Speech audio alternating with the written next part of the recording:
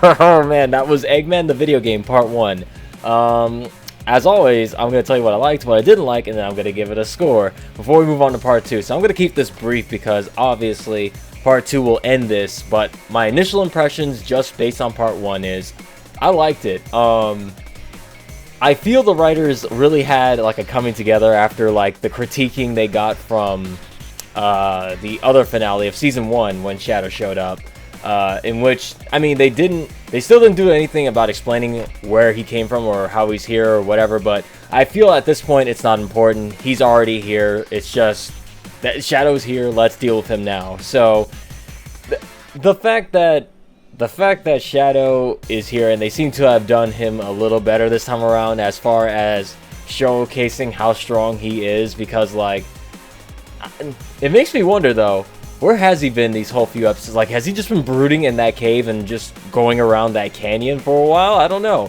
But from the sound of things, Sonic hasn't seen him in weeks, which would mean, theoretically, from the last time we saw Shadow, it's been about 3 weeks, 3 or 2 weeks, 4 weeks since the finale of Season 1 happened. So this all takes place within a 3 or 4 week span, which kind of makes sense. I do like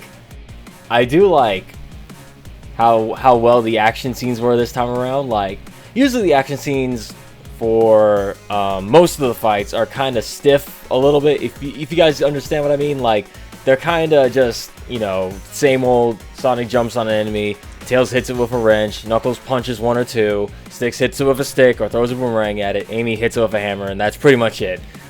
This one, they are doing a lot more with it. Like, characters are throwing each other, like Sonic's running and doing, like, you know, slides underneath attacks and stuff like that. There's more dynamic action to the action, if that makes any sense. So I kind of enjoyed that. Wait, what am I talking? I thought I was supposed to be talking about what I didn't like.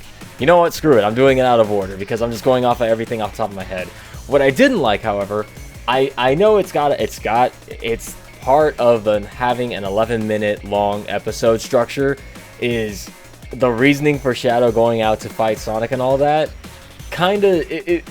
It's all a little bit rushed and a little bit, I don't know. You'd think Shadow would be a little more intelligent enough to figure out that the footage there that Eggman used to, you know, use Sonic's footage to call him out and all that was definitely not his words, at least not said in that order because of how stiff it was. You think Shadow would have been like, "You're kidding. This is obviously edited in Photoshop, and for that you must die." You know, Shadow should have done something like that. But I guess it needed to happen in order for them to move the plot along, so Shadow could fight Sonic, which would lead to the cliffhanger at the end of this episode. That being said, I wish the motivations for everything happening in this episode were a little better. Like, Eggman wanted to make a video game based on himself, so he needs motion capture and all that. I don't know if I would have used all that to have the whole setup to have Shadow fighting Sonic and crew. I would have had something else. It's not the strongest motivation for Eggman to do this stuff, but he's done worse for less, so I'm fine with it. That's just my nitpicks with this episode, is just motivations were a little weak, and Shadow's reasoning for going after Sonic and crew seemed a little dumb for a character that's supposed to be so edgy, brooding. And I'd like to think he's somewhat intelligent, but I don't know.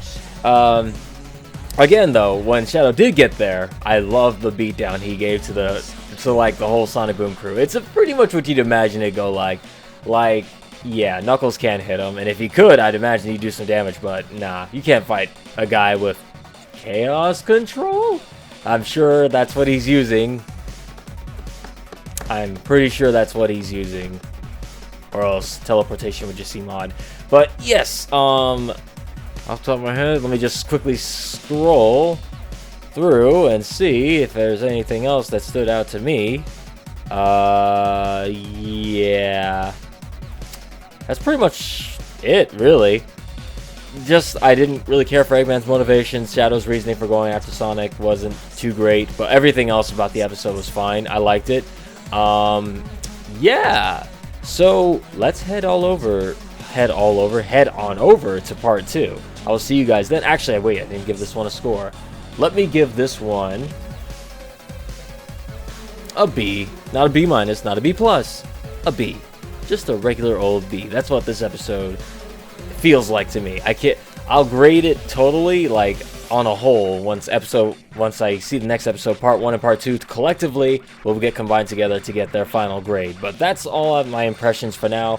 Let's move on to episode part 2, or episode, it'd be 52, which will be part 2 of this episode, and that'll be our grand finale for Sonic Boom until Season 3, if there is a Season 3. Hopefully this is Season 3.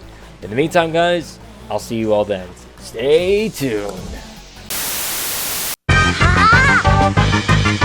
Falcon Punch! Game!